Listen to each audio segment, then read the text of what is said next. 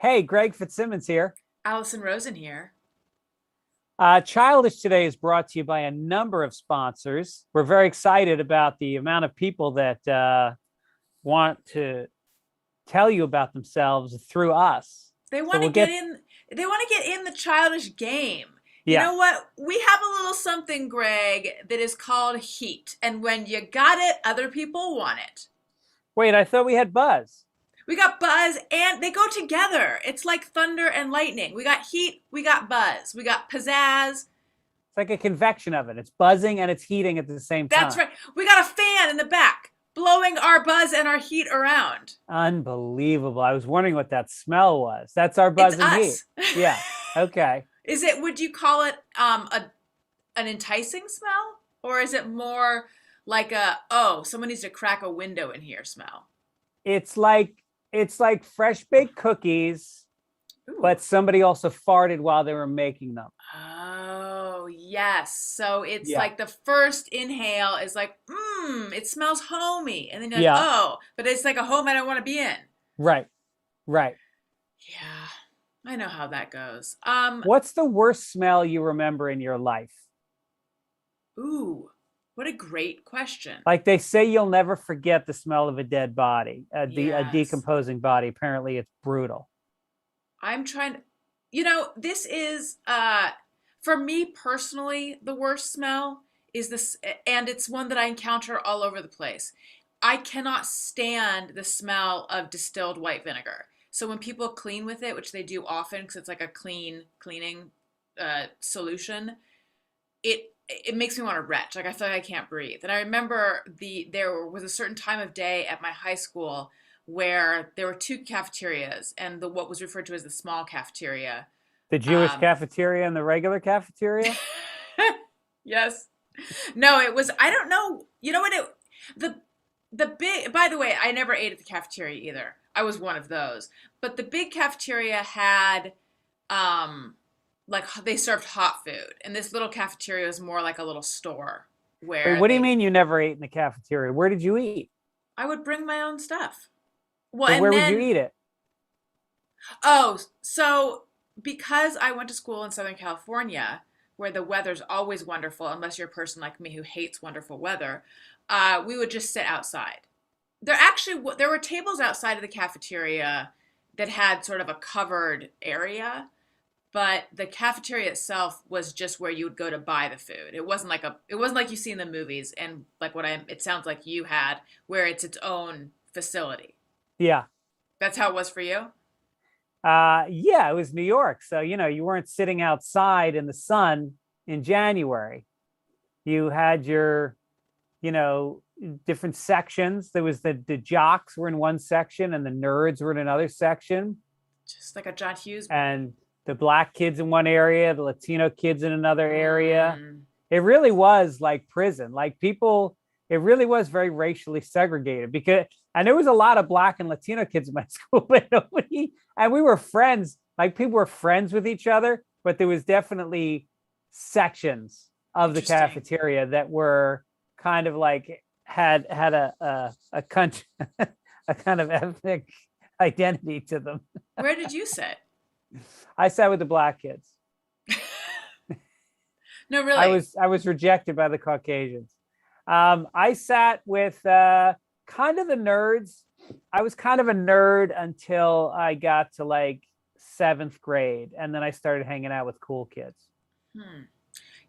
There were really no demarcated sections like you're saying at my school, and I don't mean that in a kumbaya like we all got a long way. It was a very cliquey school. I did not enjoy my time there, but it wasn't. I mean, it was so homogenous. I was the person of color at my school, and it was just very very blonde and athletic, and people who enjoy and go into real estate. No offense to people who enjoy and go into real estate, but there was a tree, and you could kind of climb up on the planter and hang out on the planter of the tree, and it was referred to as the drug tree, and that was where the druggies hung out. That was Is like the it? only one area that was claimed. Yeah, once we got into seventh and eighth grade, then we started hanging out outside more because we smoked pot. So year round, we hung out outside to smoke pot at lunch. Did you ever get caught? Because there was, by the time I went to school, because, I'm way younger than you, there was what they called a no offense, there was zero tolerance policy. So if you were caught, you were booted. Um, I don't think they could boot us because it was public school, but I went to, we had Mrs. Globerman, who was a lovely woman. And I remember she was rich. We all thought she was rich because she drove a Mercedes to school and she had bleach blonde hair and she was quite pretty. And she made me and like four of my best friends all stay after school. And then she said, I could go to her class after lunch. And she's like, I can smell the pot when you guys come in after lunch. And I'll tell you right now, it's going to lead to other drugs like acid and mushrooms and and cocaine. And we all started laughing. We were like, "Oh, Mrs. Gloverman, come on, we're not smoking pot." And then we laughed behind her back that we were all going to be doing cocaine soon. And cut to like 2 years later, we're doing cocaine and acid and everything else. Mrs. Globerman knew. She was on it. She had that Mercedes She for a knew. reason. Yeah. I went to public school as well, but I'm pretty sure there was a zero tolerance policy, but you got kicked. There was like an alternative school. So if you got kicked out of the main public school, you did continuing ed or alternative or something like that, which always seemed very cool to me. But so in one school, you only have a tree, and in the other school, it's the whole school is the drug right. school. That's right. By the way, there were a lot of people who did drugs who didn't hang out on that tree. This is what it was. Everyone who hung out, let me rephrase. This is my second podcast in like 2 hours. And the other one did not go well, which I'll get into. Shit. Yeah. I mean, I'll get into that in a second. But anyway, so apologies for what's happening right now with the words not exiting my mouth in the order that it is intended. This is what I'm trying to say about the drug tree and the people who did drugs. Everyone who did drugs did not hang out on the tree or at the tree. But if you hung out at the tree, you did do drugs. Got it. Was one of those. Yeah. We had a teacher, our Mrs. Globerman, I'll say, who actually, when I look back on it, she had a pretty funny sense of humor. There was this one kid in my class, Brian, who was very cool and was also like a pain in her ass. And so she like had fun making kind of sparring with him. And I remember she would spray Lysol in the air in front of him and she'd be like, "Oh, it didn't work. You're still here." Like he was a germ. Yeah. And then she also, I remember her, and you could not get away with this now, referring to women with like a girl who quote unquote got around. And I think she was talking about, she taught literature. So this is probably like something, it wasn't an actual student, but, oh, she has round heels. They tip back. Oh. And she was 100 years old. So right. I got the sense this was like a way that when she was young, they used to describe women who got around. Round heels. They tip back. Wow. Yeah. She had trying to think of other colloquialisms for being a woman of loose morals. She's like the village bike. Everyone's gone for a ride. She's community chest. And if she plays Monopoly, she's community chest. Yeah. Or like she's a pogo stick, fun to ride, but you don't want to be seen riding her. Yeah, if she plays football, she'd be the wide receiver. These are awful. Terrible. These are awful. By the way, we haven't even said welcome to Childish. Now, again, welcome to Childish. It's rare that someone would be, this far into a podcast and like, what am I listening to? How did it get on? That's not how podcasts work. But still, welcome to Childish. Greg, I feel like I have so much I feel like 1,000 lives have been lived since the last time I saw you. It was Halloween the last time I spoke to you, and now it's almost Thanksgiving. I know. And I was all anxious about my upcoming surgery, which went very well, by the way. Everything's good. I'm good. Everything's good. And you were worried about potentially having COVID. And I'm assuming Do not have it. Do not have COVID. Congrats. Well, I'm glad your surgery went well. Now I feel bad I didn't even check in on you. That's okay. I think I was, what we talked about last time was that I was overly anxious about it, even though it was a routine. I had a hysteroscopy, an operative hysteroscopy, where they went inside my uterus, looked around, and removed some tissue. Everything was fine, but it's like a very minor procedure that I'd had before. So I was surprised that I was so nervous. But yeah, it went Well, really because well. you went under, I think was your big Yes. concern that But they had to I've been put you under under. before. Yeah, but I've been under before. I just haven't been under since I had two children. Yeah. So yeah, it went really well. As they were wheeling, when I got to the OR, the anesthesiologist said, "How's your cocktail?" And I said, "Oh," and I didn't even know they had given it to me already, that the drug beforehand to relax you, it's called Versed. It is like my favorite drug of the drugs you receive in a hospital. Not that I have favorite outside drugs anyway. Anyway, I just love Versed. I love the way it makes me feel. But I wish they had told me they'd given it to me, because I said, "Oh, did you give it to me?" And then they laughed. So I don't remember anything after that. So I think I must have said like, "Oh, didn't," because I Yeah. definitely heard them laugh. But you wanted to kind of relish it. You wanted to know that you were on it so you could Yeah. look for the feeling. And yeah, Exactly. that's right. Although when I think back on it, I did feel very relaxed at that point, and then things got pretty vague. But yeah, Yeah. if I Right. next time I have to have something, if I have to have something again, I think I'll say to them, "Can I protect? I love this feeling. Can you let me know when you're Yeah. giving it to me?" Yeah. I found myself on TikTok. Did you say that you had removed TikTok from your phone? I did. Yeah, that's good. I found myself in this weird little world of TikTok where I was watching videos of people fighting anesthesia and like the moment they go under, and that was kind of entertaining. Yeah. Because Yeah. I'm not really a person. Some people love to watch programming of like OR and various shows on TV that show you operations and medical stuff, and I have never liked that, but for some reason that was sort of entertaining. Yeah. I like watching breasts get implanted. Ugh, I accidentally saw that one time on, I don't even know what it was, but I couldn't, it was so like gross to me. Do you really Yeah. watch that? No. Okay. Have you ever seen Um, it?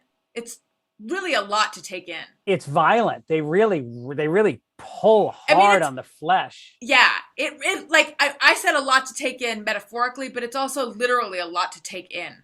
Yeah. Yeah. I Yeah. feel uncomfortable. Anyway, this is a show about kids. I mean, Okay. it's not about kids, it's about us. And we have kids, and sometimes we talk about that. Did your kids adjust to daylight savings time? They are getting tired early, and the entire house seems tired. Yeah. So yes, except they're getting tired earlier, which is how it's supposed to work. So yeah, they're doing okay. But daylight savings, when you're a parent of little kids, the first thought is like, "Oh yay, we gain an hour," and then the next thought is, "Oh, but I won't because my kids are not gonna sleep in." They'll be up an hour earlier. Yeah. Yeah. Right. So I'm kind of over it. Yeah. What about you? I'm tired, but then I also had to get up early. As you know, we went through a little trauma with my wife yesterday. God, was it just yesterday? No, Sunday. We were in San Francisco. I was in San Francisco for the weekend with the wife, and I was doing some shows, and she came up with me, and we had a lovely weekend, wonderful weekend. Saw a bunch of friends. We have some good friends up there, and we saw them all. And then on Sunday, my shows were done Saturday night, but we were flying out Sunday night because we wanted to go up to Marin and take a hike. So my friend Clay picked us up, and it's like it's a good 40-minute drive to get up to where this hike was. And so we drive up, stop at Sausalito, get some apple cobbler, look around, get to the trail, find a spot, take 2 steps onto the trail. Literally, I'm not exaggerating when I say we were 20 feet into the trail, which was down a hill, and it was very loose. And she slipped and fell, and her wrist was about an inch over from her arm. She Oh God. completely broke her wrist. Ugh. It was ghoulish looking. Yeah, you posted a photo and I thought that looks very not good. Yeah, it was not good. And what was good is marine health. Have to say, we went to Marina Health or Marine Health. I think it was Marin. Marin? Marin. I I was thought thinking they how weird that is Marine Health the name of a health facility in Marin. I'm so confused. Yeah, well, it was all a blur. So we got there and they took great care of her. And Dr. Gerber, shout out, did a nice job. He looks like he's about 17 years old, which was disturbing. It's like he comes in, you really want to go like, can I speak to a supervisor? Right. Like, But he's been doing it for like 12 years now, probably. no, two Two? years. Oh. I don't know how I feel about that, but he was great. 8 years of a residency and then 2 years of being on his own. Okay. Like you expected another doctor to be walking around that he was walking 2 steps behind and observing. Like he's shadowing. Yes. I Right. expect him to be shadowing a real doctor, but he was amazing. And he did this thing where when you break your wrist, they put those Chinese handcuffs, Yes. those finger handcuffs. Yeah, the finger They cuffs. put them on your fingers. I'm sure that's racist, right? Not really. No, they're Chinese handcuffs. The thing, like the little straw thing that you put your fingers in, and then as you try to pull them out, it tightens. Yeah. Is that racist? It I depends don't. where they came from. You know what? I'm sure it is. I'm Probably. sure it is. Yeah. Well, what are we going to call them? Crisscross handcuffs? I'm going to call them Chinese handcuffs. Okay. Let them come at me. All right. I've said worse. This is true. And so they put the 2 Chinese handcuffs on her fingers and they hang it up with a piece of rope. And then they hung weights on her arm to pull them down. Yeah. This is like a Rube Goldberg thing. Yeah.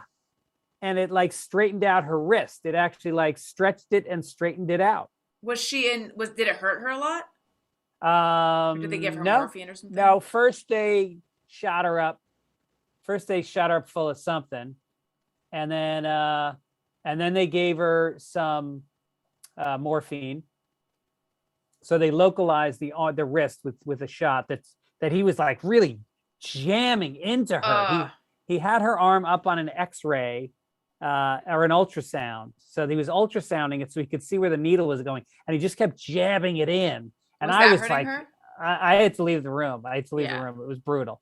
And then he hung her arm up. I'm like, where are we? Where's the leeches? Is that right?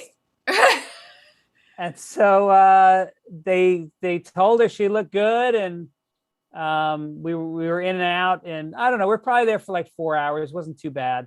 Does she have a cast?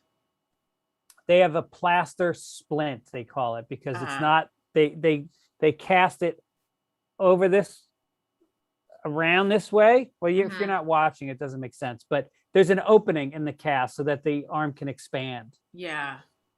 And then we went in today. I had the doctor's appointment at 7:15 in the morning. So we went in there and they said, no, she needs surgery. No. That the bone was too far apart. So she got surgery on Monday. Did you know that might happen?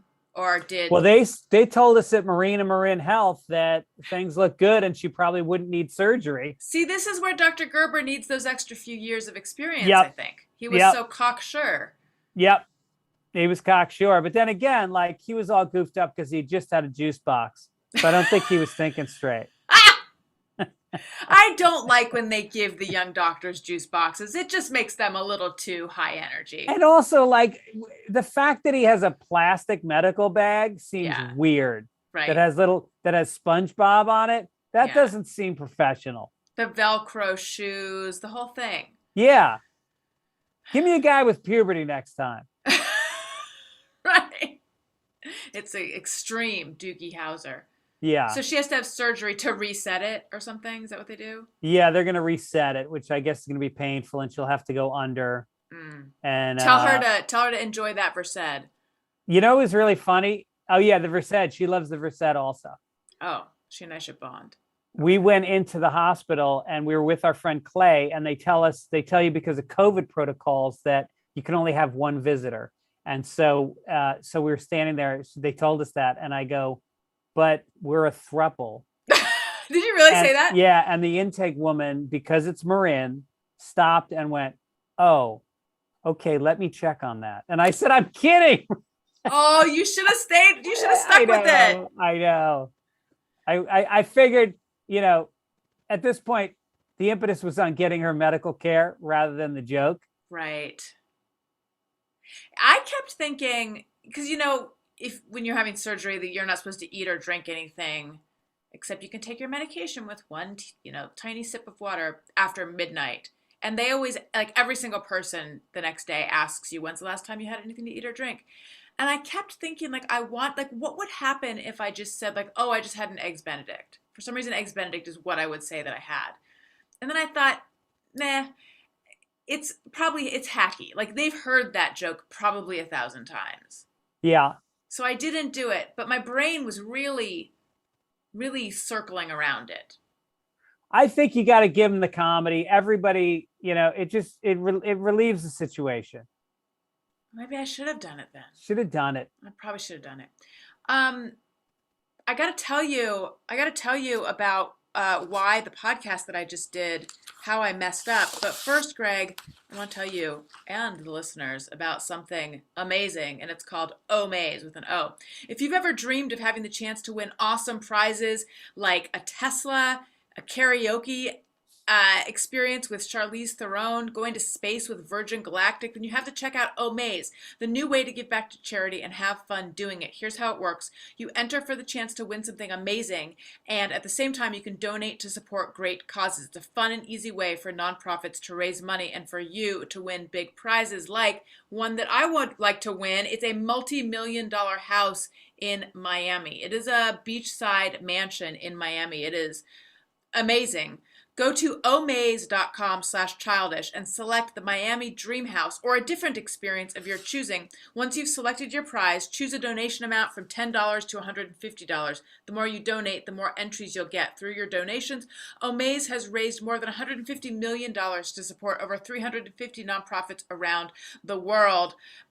Enter today for your chance to win the Miami Dream House or other life-changing prizes and experiences at omaze.com/childish. Plus, receive 20 extra entries when you enter code childish20. That's omaze.com/childish. And also, if I can get in something I'm excited about as well, please. It's Stance Apparel. I mean, the thing is with Stance Apparel, the great thing about this podcast, besides spending an hour and change of quality time with my dear friend Allison Rosen, aside from the income that is derived from it, that puts me in a country club here in LA. Yeah, in Marin occasionally. Well, it's a playground, but like you can go there anytime you want. Oh, wow. Is the fact that we get sent cool stuff, and Stance Apparel sent me some t-shirts and some socks, and it was really cool stuff. Like it's what's nice about it, it's soft. It makes me happy. I can't wear t-shirts unless they are the softest of the soft. My wife laughs at me. I'll go to bed and turn the lights off, and then like 2 minutes later the light goes on and she'll go, t-shirt, and I'll go, yeah, t-shirt. That's not going to happen with Stance. It doesn't happen with Stance. It's a kind of it's also creative and fun, so it's not the kind of thing you want to wear to bed. Although Dave Attell always had this bit. They have stuff like Harry Potter. They got everything from Harry Potter and Star Wars to Wu-Tang Clan. How about that? Wow, I love it. I love their collabs. Major League Baseball, NBA, Pixar, and it reminded me of the Dave Attell joke of like, you ever have sex with a woman and she starts fantasizing about other guys that don't even exist? Oh, Batman, give it to me, Harry Potter. And you go, wait a minute, is she talking about me or my sheets? Note, cut Dave Attell joke. So it is people so I happen to be a Wu-Tang fan, and I was wearing my Wu-Tang shirt around the other day, and I was getting a lot of compliments in San Francisco wearing it. So I highly recommend it. Get involved. The stance philosophy is that a perfect fit is more important than simply fitting in, that those who feel good do good. Go see for yourself. Just head on over to stance.com and pick up whatever styles you like. Enjoy the color and comfy and a life less ordinary with Stance. Nice. So, and by the way, we do a segment called Highs and Lows, as you guys know. And there were so many highs and so many lows this week that I'm just mentioning something now, even though this could very well belong in the later segment. Do you know who Jodie Sweetin is? She played Stephanie Tanner on Full House. Of course. Right? So I just had her on my show. Super excited to have her on my show. She's the best. She's great. I was very afraid I was going to accidentally call her Stephanie, but I didn't. And then for a second I was like, wait, did I just say DJ Tanner? I meant Stephanie Tanner. Yeah. So anyway, recorded the whole show with her. And then at the end, I realized I forgot to record the video. And my show has audio and video. So thank God, because I noticed it while she was still there, and I went, oh no. And she thought I had forgotten to record the audio, which I do have the audio. It'll be fine. I just can't stop being angry at myself for forgetting to record the video. That was a real dumb move, given that I've been doing this in the pandemic this way for a couple years now. Like, what the fuck? Well, they say don't ever beat yourself up, but in this case, you really blew it. I mean, she's a good-looking guest. That's not like you had Paul F. Tompkins on, and That is so funny. I love Paul F. Tompkins, but it's so funny that you made that reference because my producer Tony. Wait, hold on. It's my wife. Let's take the call. Okay. Hey, baby. Honey, what about dinner? Oh yeah, what are we gonna do? What are you gonna make? You're gonna make salmon. Oh, that's right.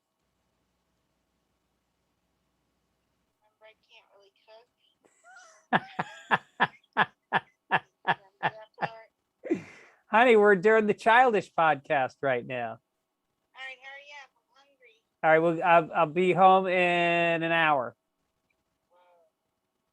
Bye. Oh, she didn't sound happy at the end. What did she say? Honey, I can't really cook. Yeah. Oh, poor Erin. Erin. My God. Poor me. She gets to sit around on Vicodin all day. I'm fucking waking up at 6:30 to take her to the doctor, double parking. I went to Trader Joe's to do the food shopping. I made her lunch. I did the laundry last night. I can't, and on top of that, I had to do 2 podcasts today. Plus I'm trying to write something. I can't handle this.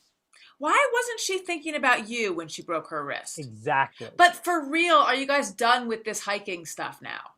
No. The worst part was we got to this hiking trail and it was so fucking beautiful. It was like redwoods, and you know that smell when you're in the woods and it's damp and it's there's cool. a name.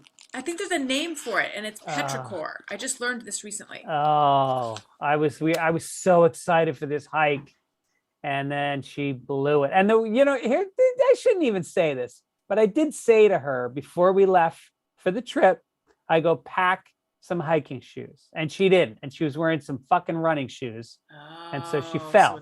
So it's her fault. Always. That's what I said when I walked in the emergency room. I said, it's her fault. So anyway, I was saying to Tony, my producer, I can't believe I forgot to record this episode. And Tony shared a time when he messed up a recording with Paul F. Tompkins, which is why it's so weird that you mentioned Paul F. Tompkins just now. Really? Are you the kind of person who thinks that coincidences like that mean good luck? I've just always thought they're just weird, but my husband and other people I've met feel like a coincidence like that, like it means good luck is headed your way. It means that, or it means that your phone is listening to you, which I'm getting so many examples of. Just in the last week, I had 2, like one was like, my wife made fucking tortellini, and then ads for tortellini came up in my Facebook feed, like shit like that. I received a book called How to Break Up with Your Phone. Yeah. I haven't finished it yet, and I haven't broken up with my phone yet. But one of these days I'm going to, and you won't even recognize me, Greg. I'm going to be like a whole new person. I'll be in the moment. I'll be leading a fulfilling life. My phone won't be listening to me because it won't be around me all the time. I took TikTok off my phone.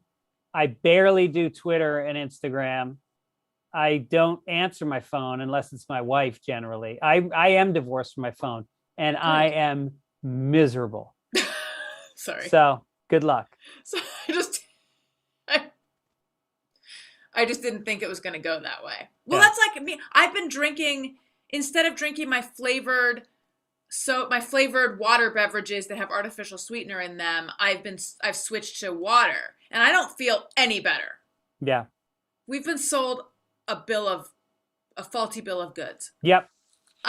Listen, should we do some news? Let's do some news. So, here's a story which confirms something that I have long been saying. A study came out. There's no evidence that violent video games lead to real violence. I played a lot of Pac-Man growing up, and I constantly wanted to gobble cherries. And I'm not saying they're related, but it just seems kind of weird. And whenever I would want the cherries, I would always hop up and down. That is a weird coincidence. That's weird, right? It's weird. There was one time I played this game called Road Rash for a while, and then I went to wash my face, and when I put my face down in my hands, I could just see, I felt like I was in a car on a road. So it does have an effect, but just not a violent one. So anyway, the study included boys aged 8 to 18, which is the group most likely to play violent video games. And it looked at two types of aggression, two types of violence. One, aggression against other people, and then also destruction of things or property. There was no correlation between the violent video games and aggression against other people. Some parents felt that there was a correlation between destruction of property, and then the study authors were saying, well, maybe the kids are more agitated. But it's not. These games are not leading to real world violence. And the authors also pointed out, or some experts suggest, the possible link between mass shootings and video games is a thing that's brought up a lot. But experts are suggesting that other factors, such as mental illness or easy access to guns, are more likely to explain mass shootings. Yeah, I think so. I think that some of these lunatics are clearly like spraying crowds because they did it in a video game. Wait, you do think that? I do think so. I think they're doing it in a video game because, I don't know. I disagree, actually. Well, that's not like us, Allison. I don't like it. Let's discuss it until we both agree. Codependent crossfire. Okay, here's what I think. I think that people that have that are what do you call psychopaths? They're psychopaths. Psychopaths, sure. Is killing people doesn't mean anything, and playing a video game actually does. And so I think when they're shooting people, it's like an extension of the excitement they feel from playing the video game, and the guilt of killing people doesn't stop them. Right. I think psychopathy is a specific personality disorder, situation happening, and you can be a psychopath and not be violent. It's actually surprising the percentage of people that are considered sociopaths or psychopaths. But I think if you are prone to violence, a video game is not gonna be the gateway drug that what was her name? Miss Bombosh? Miss Bombastic? What's her name? Your teacher? What's that? Your teacher who was Mrs. Globerman. Globerman. Mrs. Bombosh. I don't know where that was so weird. Close. It was not even. I mean, it had letters in the name, but not the right ones. Yeah, I don't think video games are going to make you more prone to violence, and I also think human beings have been violent ever since the beginning of human beings. Like that's just in humans, and humans are the ones who make the video games, and we make video games, as it's a release. It's a way to take the violent impulses and sort of exorcise them, get them out. That's how I see it. So do you think that rape videos prevent men from raping? What are rape videos? Like simulated rape, like there's videos on the Is that a internet thing? of, yeah. Wait, it's like a first person thing? No, like, people simulating rape. Oh, in a like porn watching video. that. Yeah. Do you think watching that stops men from raping? Oh, that's a really good. Now you're really calling my bluff, because no, I don't. I don't think that would work. All right, here's another news story. Living with food allergies. I don't know. Has it stopped you? Living with food allergies can greatly impact a child's everyday life, from limiting participation in social activities to being treated differently by peers. So now there's a new study that says that kids with 51% of kids with food allergies reported experiencing overt physical acts, such as allergen being waved in their face, thrown at them, or intentionally put in their food. Over half. Wow. 66% reported bullying experience.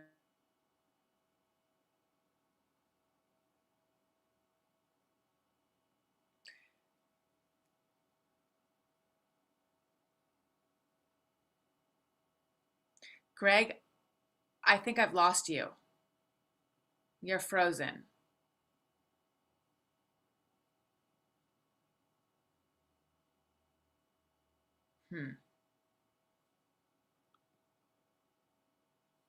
Maybe I'll just call you on the phone and we'll figure out what to do.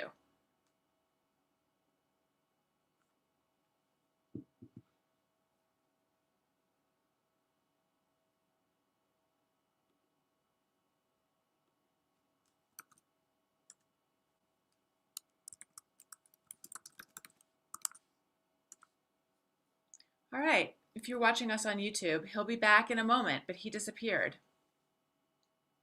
I think he's having a bad internet situation. I will now go over to the chat room and see what's going on over there. Hi, everyone.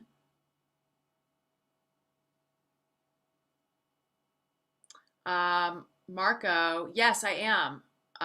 You went to uni. What year did you graduate, if you're still in the room? I know some people who went to uni.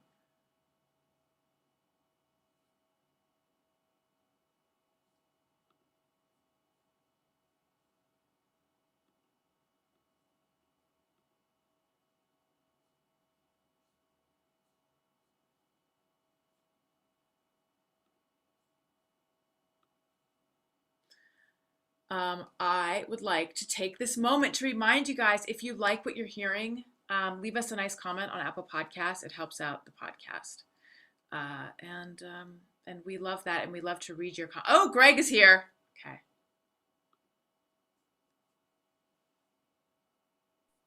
Hello. Hey now. Hi.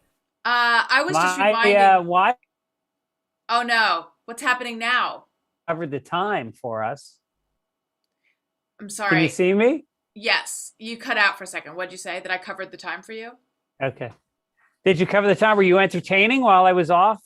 I don't think it was my best work, no, but I did ask, I recommended to them, if they enjoy what they're hearing, leave us a nice comment on Apple Podcasts, because it helps out the show. Okay, yeah. good. So I did express that, but then there was just some sitting there wondering where you are. I felt cold. I felt alone. I felt abandoned, but I worked through it. Anyway, what were you saying? We were talking about kids with food allergies, and Yes. it's just got to be very tough, because it's hard enough to be allergic to stuff without some fat kid, throwing his lunch in your face. I don't, just as a child who was overweight, I just want to say, I don't think it's the fat kids throwing lunch around. No, I was trying to think We of the kids. valued lunch. I was trying to think of the kids that don't have any foods they can't eat. I see. Yeah. Well, listen, it was when I was a kid, I was allergic to a bunch of foods and I was teased a lot. Really? What were you allergic to? I was allergic to any uncooked vegetables. I was allergic to spinach. Is this true? Yeah. My whole throat used to swell, Swell? swell. It got swollen? And then I would get asthma. I would get asthma attacks. Wow. Yeah. But now did those go away? Because people's allergies change. Yeah, it's pretty much all gone away. Nice. Yeah. Yeah, I didn't think about that as a thing that kids get bullied over. Yeah. And then you have people who don't even believe that the allergies exist, which must be tough. Well, that's just the thing. It's like everybody goes, well, there's so many hacky comedians that are like, when I was a kid, all these kids with their peanut allergies. When I was a kid, hey, you're not a kid. Life has moved forward and we have learned new information that helps us treat children in a more humane way. Stop fighting it. That is so true. It's so true. My parents used to beat the shit out of me. Yeah, and look how you turned out. You're a stand-up comedian. The most pathetic, needy occupation somebody can have in the United States of America. Something I want to tell everyone about, Greg, and then I think we should get into some highs and lows. So I'm keeping an eye on the clock here. Okay. And we have so much we got to do. But you mentioned earlier that one of the perks of this show is we receive awesome stuff. I received a package from Beanbox. Did you also get a package from Beanbox? This Absolutely. is custom. It's like a flight of coffee from around the world and then paired with really delicious chocolate that goes with it. I enjoyed the coffee. I enjoyed the chocolate, especially the white chocolate with Valencia orange in it. Oh my gosh. I enjoyed it so much. I can say wholeheartedly, Beanbox would make an amazing holiday gift for someone else. If you've got any coffee drinkers on your holiday shopping list, they're sure to love opening a coffee sampler from Beanbox. Beanbox connects coffee lovers to some of the world's best specialty coffees with expertly curated tasting flights, perfect for gifting. They even have tasting boxes featuring coffees paired with biscotti or chocolate for a decadent treat every foodie will enjoy. There's endless variety. Freshness is guaranteed. You can support small roasters with every sip. They have a lot of best-selling gift options that are sure to please the coffee aficionado or coffee newbie in your life. They'll even get tasting notes and brewing tips with their box to help them make the most of the experience. It was like Christmas morning when I opened it up. I was so excited, and it really, really delivered. Give the coffee fanatic in your life an unforgettable coffee tasting experience with Beanbox. Order today at beanbox.com/childish and get 15% off purchases of $40 or more. That's 15% off purchases of $40 or more with promo code CHILDISH at beanbox.com/childish. Did you get all of it in? Here's the other ad we have for today. Is I am reminded of another fine comedian's bit on this ad, which is Louis C.K., who talked about when you're broke, when your bank knows you're broke, they charge you overdraft fees. They're like, okay, you don't have any money, you have to give us more money. And so this is where our very dear friends at Chime have stepped in to help you never get into that trouble again. And do you know that last year, the banks charged $11 billion in overdraft fees, traditional banks? Did not know that. So Chime, it's an award-winning app and debit card that has saved its members up to $10 billion in overdraft fees with spot meet free overdraft. You can overdraft up to $200 on debit card purchases and cash withdrawals with absolutely no fees. So if you're somebody that is living a little close to the edge of your savings, and this is something, or you have accounts linked up to cards that that could get in trouble, then by all means, you deserve to have the financial peace of mind. Join the millions of Americans already loving Chime. Sign up takes only 2 minutes and does not affect your credit score. Get started today at chime.com/childish. That's chime.com/childish. Banking services provided by and debit cards issued by Bancorp Bank or Stride Bank N.A. members FDIC. Spot Me eligibility requirements apply. Overdraft only applies to debit card purchases and cash withdrawals. Limits start at $20 and may be increased up to $200 by Chime. Chime member overdraft fee savings based on eligible members' use of Spot Me versus $33 average overdraft fee. Overdraft fee data based on bank rate checking account survey and CRL June 2020 overdraft fees report. Wow. Good job, Greg. I can be that guy. I can be that guy. Did you practice that? Nope. Wow. Listen, it's never too early to start gift giving. Nope, it's never too early to start gift shopping for the holidays. You can give it early too, especially because today you can save big on a gift they'll use every day, Raycon wireless earbuds. I love my Raycon wireless earbuds because they make my favorite music sound amazing. That's right, I'm listening to Jesus Christ Superstar. I'm listening to Evita. I'm listening to Book of Mormon. I've lost all my cool. But I love how all of this sound. I listen to some cool music, but I'm like heavily into musicals right now.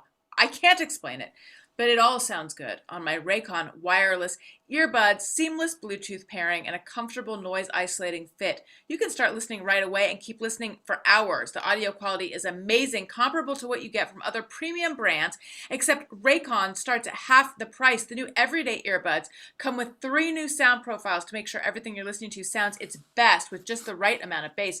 Go to buyraycon.com/child today to unlock exclusive deals up to 20% off your Raycon order. But hurry, this offer is available for a limited time only, and you don't want to miss it. That's buyraycon.com/child to unlock up to 20% off your Raycons. Buyraycon.com/child. Okay, Greg. Can I just tell you, while you were doing that ad, I got a text from somebody, and like my wife breaking her wrist has caused. And I posted a picture on Instagram, and it got hundreds of comments. We're very sweet, 99% being supportive, and 1% having to do with my wife using her hand to get me off sexually. and so I had to warn her that there were those, for whatever reason, that's what guys write. So this guy that I know who, I don't know him that well. Actually kind of surprised he reached out, but he wrote, hey, Fitz, what did you do to your wrist? Hope it's okay. Let me know if you need to talk with an orthopedic. I haven't, blah, blah, blah, blah, blah. So I said, thanks, man. It's actually my wife. And we have an orthopedic because my son broke both his wrists at different times. Appreciate you reaching out. And then he wrote, hand jobs for sure on hold. Oh, my God. And so I wrote back. I wrote back because I don't know him well enough that I should be writing this. I wrote, yeah. She didn't break her jaw or her asshole, right? Oh my God. Who is this guy to you? He actually, and then he just wrote back, who gets blown anymore? 3 exclamation points. Oh boy. Yeah. He manages a comedy club. Is that true? Yeah. This feels. You're getting an insight into men. Allison Rosen. So yeah. And don't think for a second that your husband does not think this way. Yes.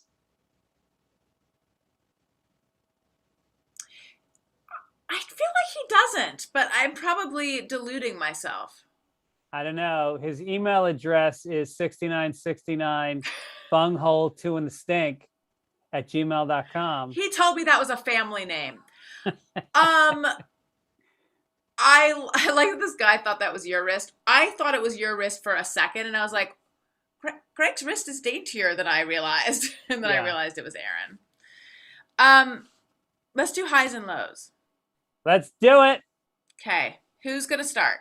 I believe it's your turn to start. Okay. I am co-hosting a new podcast. I don't want you to be jealous. What?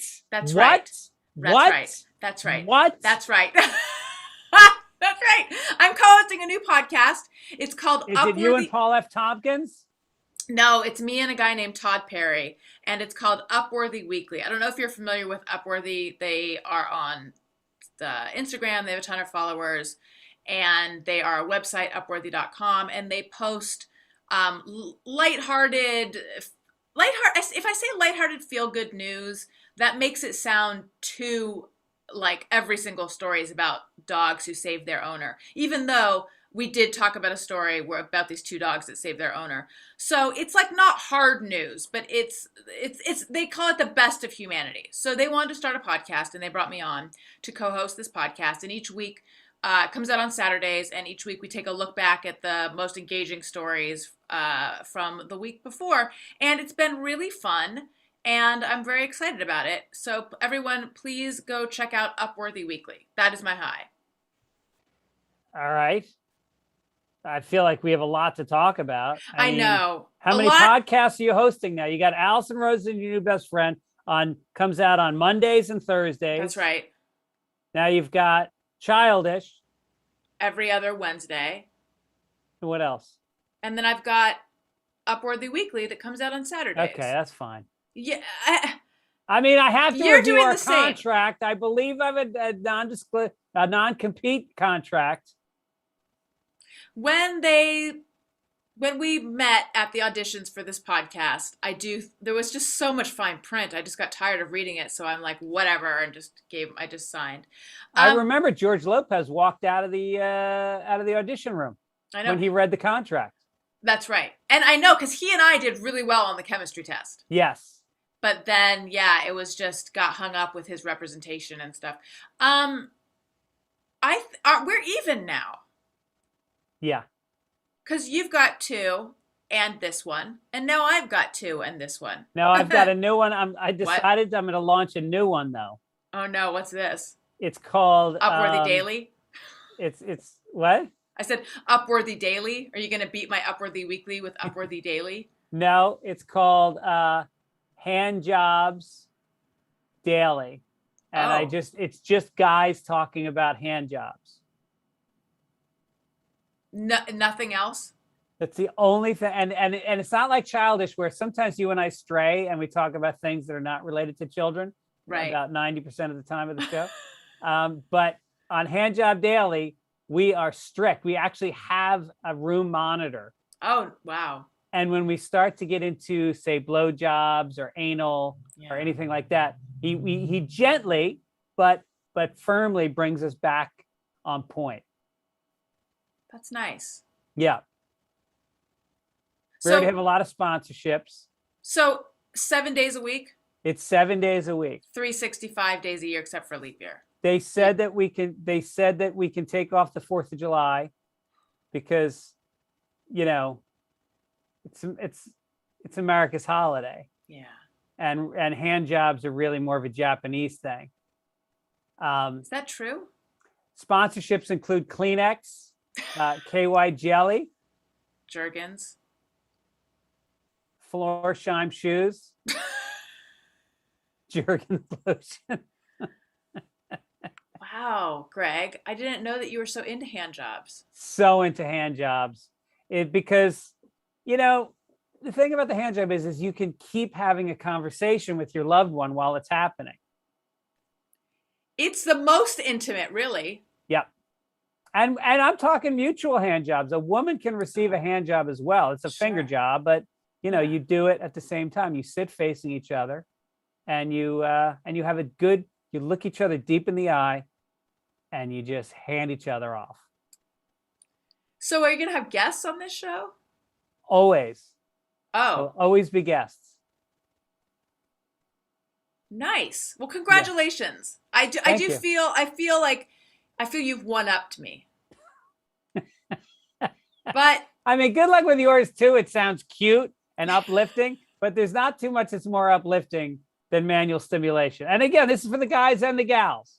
And you think you're going to get a dedicated audience who wants to hear this every single day? I mean, who knows? You never know when you launch these things. Right. I mean, with Storyworthy, I'm sure you guys are pie in the sky. It's called Upworthy Weekly, but thank you. Yeah, you're right. You just put it up the flagpole, see who salutes it, or whatever that phrase is. Right.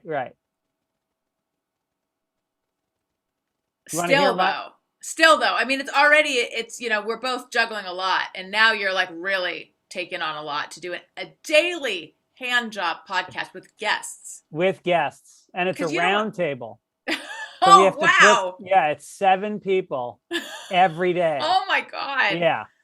It's we call it all hands on deck. That's what they call the panel. Oh, that's so smart. Uh-huh. That's so smart. And Yeah. really timely too. Well, ever since AIDS, hand jobs have been on the rise. I don't know if you read that, but that's a big study. I didn't, but I believe Yeah. you because you're the host of this show. You would know. I've done a deep dive, believe me. I've got a lot of facts at my disposal about hand jobs. Well, congratulations. Okay. I'm so glad listen, that you're professionalizing your passion. you want to hear my high? Yes, please. All right. Well, my high was the trip to San Francisco. I mean, I could talk about it all day, but we went to, the best part of it was I went to the Beat Museum in San Francisco, where it's right near the City Lights bookstore, which is where all the Beat comedians were published out I of. love that bookstore. Yeah, it's the best. And so we went over there, and it was just really cool seeing how the original Howl manuscript, handwritten by Allen Ginsberg, with like lines crossed out and other stuff written in, and photos of Jack Kerouac in San Francisco with Cassidy. What was his name? Oh, I know. Oh my God. Cassidy. Anyway, Neil? Was it Neil? I think it was Neil Cassidy. Yeah, Maybe, yeah. Neil Cassidy.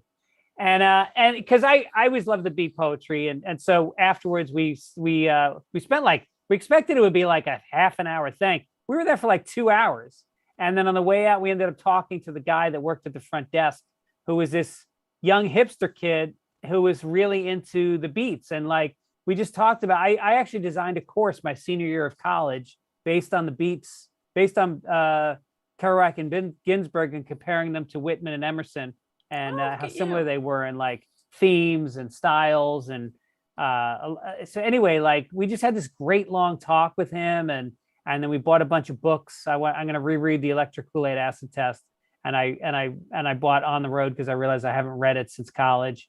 And so so that was the high. That's great. That sounds great.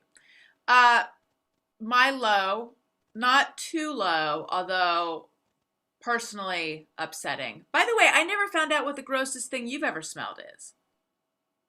Wait, oh my God. For a second, I thought we were on the Hand Job podcast and I was going to tell you that. But the grossest thing I've ever smelled, I was doing a college. And I used to do these college tours where I would go away for 3 weeks, Allison Rosen. It's a long and time. I would do shows more because I was on MTV. I hosted a show on MTV. And so I used to get a lot of bookings at colleges, and it was a lot of money. It was big money. And what I are got we talking? Anywhere from $10,000 to $14,000 a show. Wow. And I would do a daytime show and a nighttime show. And the daytime show would be less money because you'd be in a cafeteria, and there would be just a fucking cafeteria lady on the intercom competing with your audio. And so you would bomb. And then I would get in the car and I would drive to a show in another town, and I would do a show that night. And then a lot of times I would leave that night to drive to get to the next town because I'd be waking up in the morning and going to the cafeteria at noon to do another show. Mm-hmm. And so I get on the road. I'm in Iowa, and I'm fucking starving. And so nothing's open. I mean, it's just cow fields. Yeah. And I've got a 3-hour drive to get to the next town, and I'm starving. And all of a sudden I see a Taco Bell sign come up on the route that I'm on. It's like a oasis in the desert. I'm so excited. And I walk up, I go up to the counter, and I order a couple of burritos. I get the dessert, whatever that thing is, the churro? The churro, and I get a soda. And then as I walk up, I see the security guard, and the security guard weighs, and I'm not exaggerating when I say 400 pounds. The guy was 350 to 400 pounds. Okay. And so he disappears as I walk up into the men's room. And then I thought, oh, great, I got to take a piss really bad.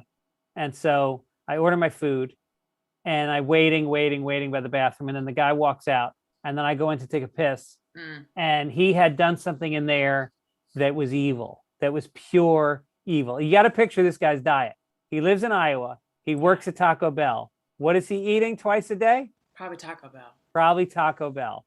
And then he went in there and he let loose. Oh, boy. And it was so nauseating that, you know, when your mouth starts to water before you throw up?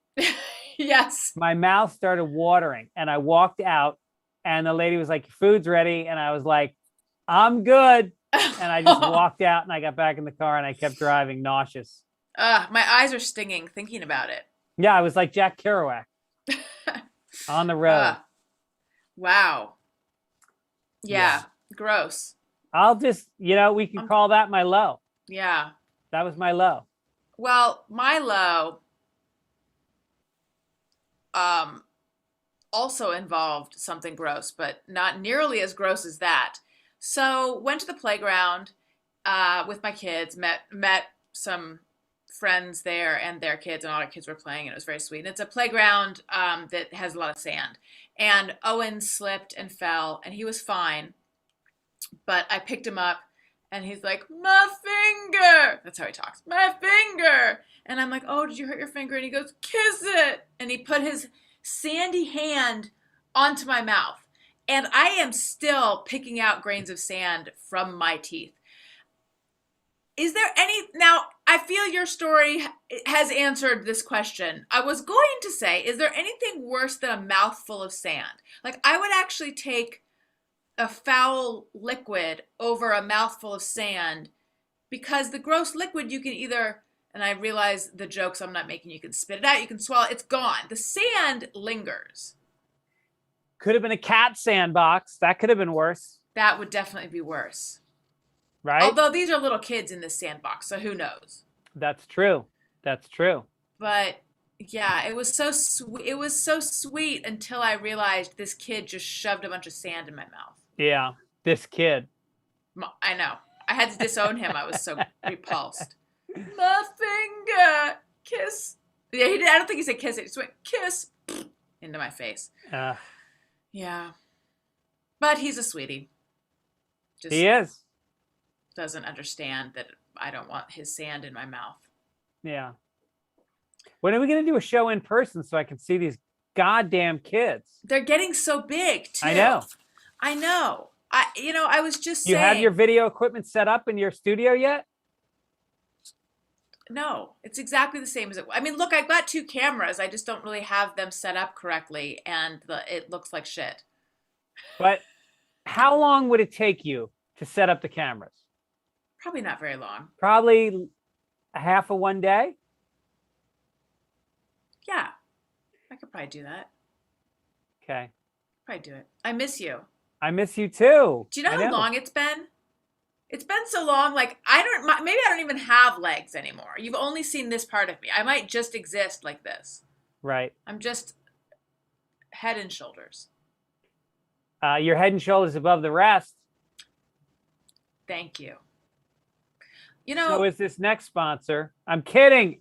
That's all the reads we're doing today. No, we're done with reads. Now it's just pure show. But listen, Greg, I'm looking. I mean, it's early for us. It's not early. It feels early for us to say we've done it again. It's too early. Okay. Let's do more. Let's do more. We have a voicemail. Okay, let's listen to this voicemail. All right.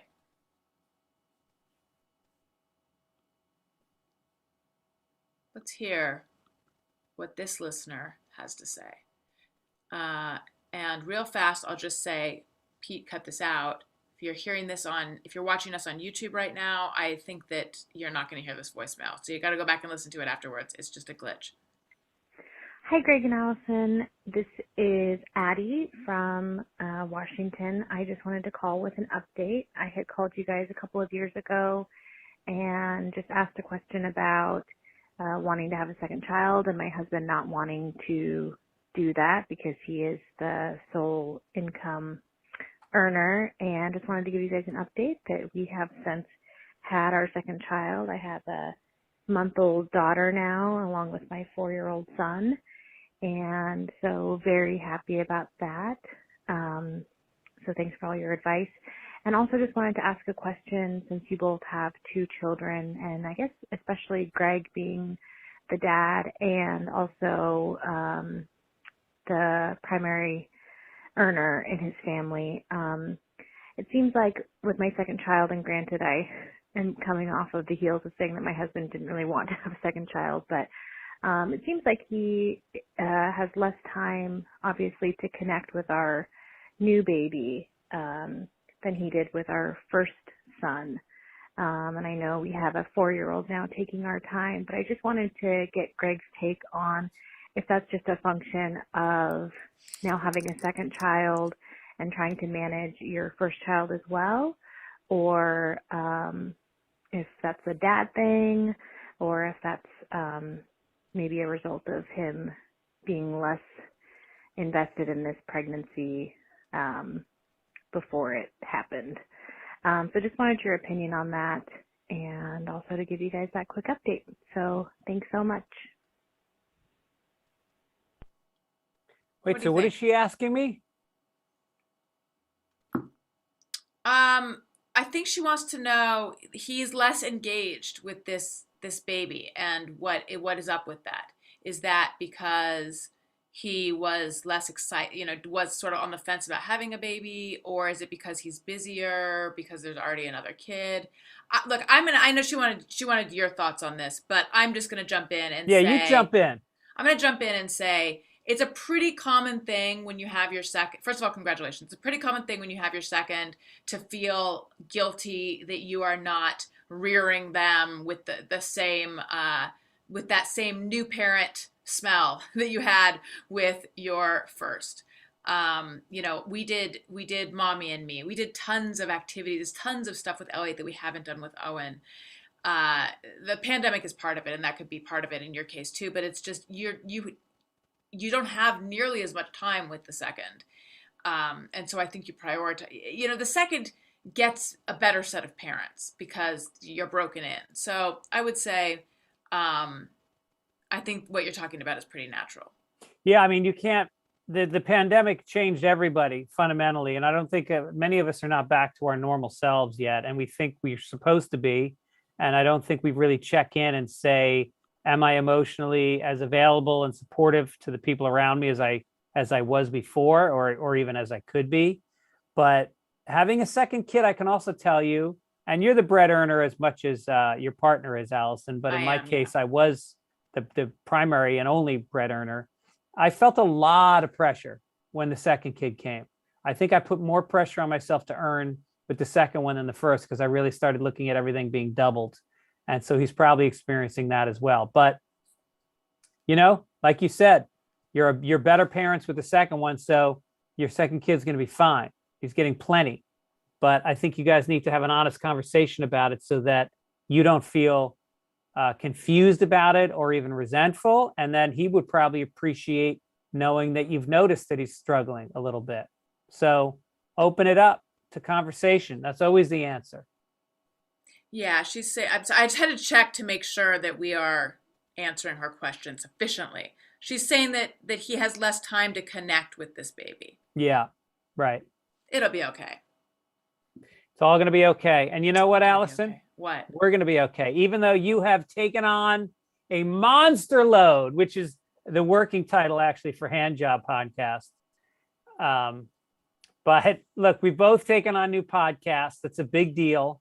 Big. I mean, thank you. But I feel like you have really taken on a daily show about hand jobs. I mean, wow. Yeah, it's a fistful of work. And that's the other working title. I like all of them. They're all good. You can't go wrong with any of them. Well, we're focus grouping a lot of them because we got George Lopez in, and the same people that book Childish are actually booking Hand Job. And there's so much, as I said, with 7 panelists, 7 days a week. That's 49 all people. Hands on deck. All hands on deck is what we're calling the conference table.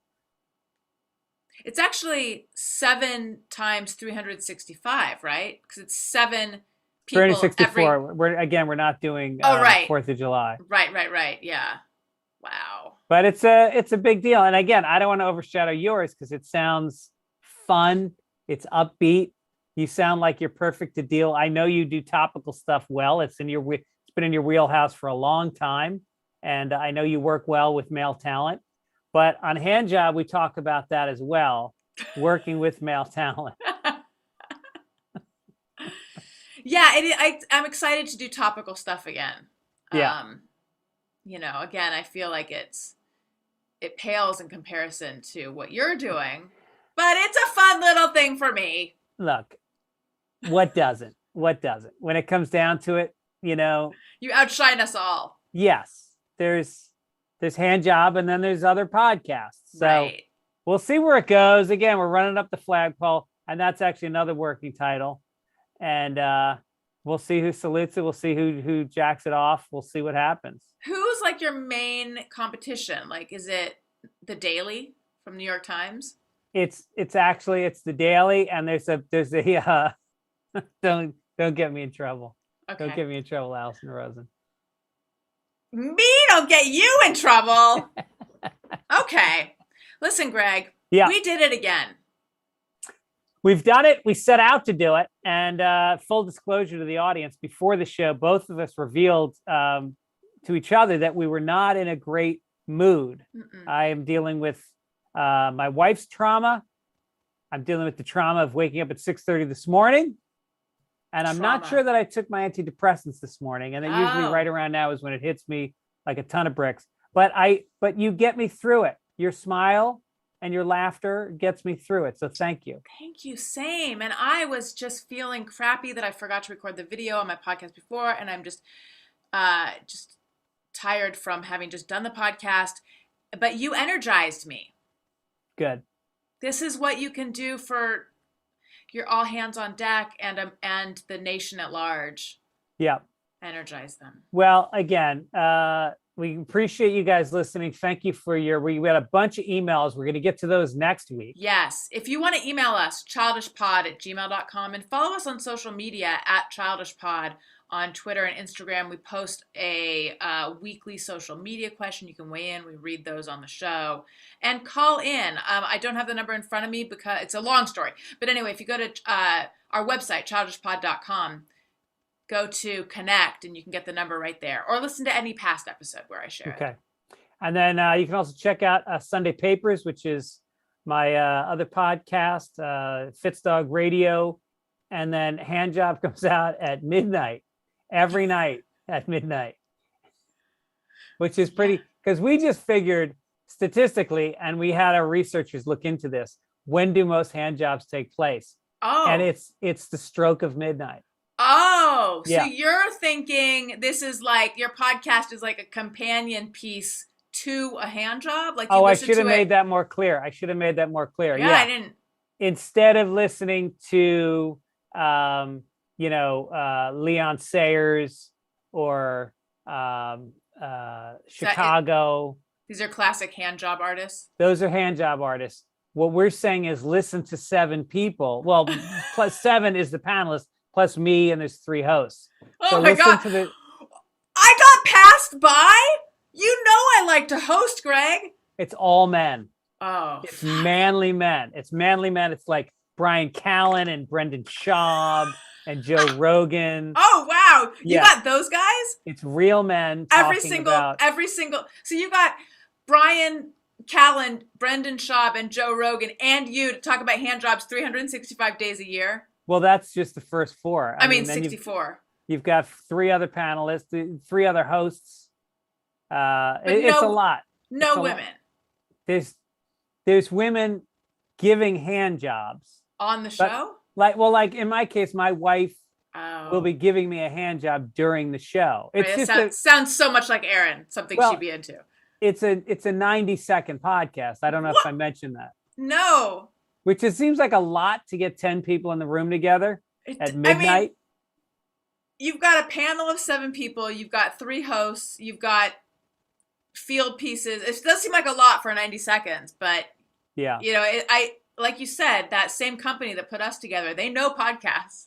They know podcasts, and they know that when you're talking about the big ones that are out there, the My Favorite Murders and WTFs, Yeah. you've got to break down the wall with new. Think outside the box.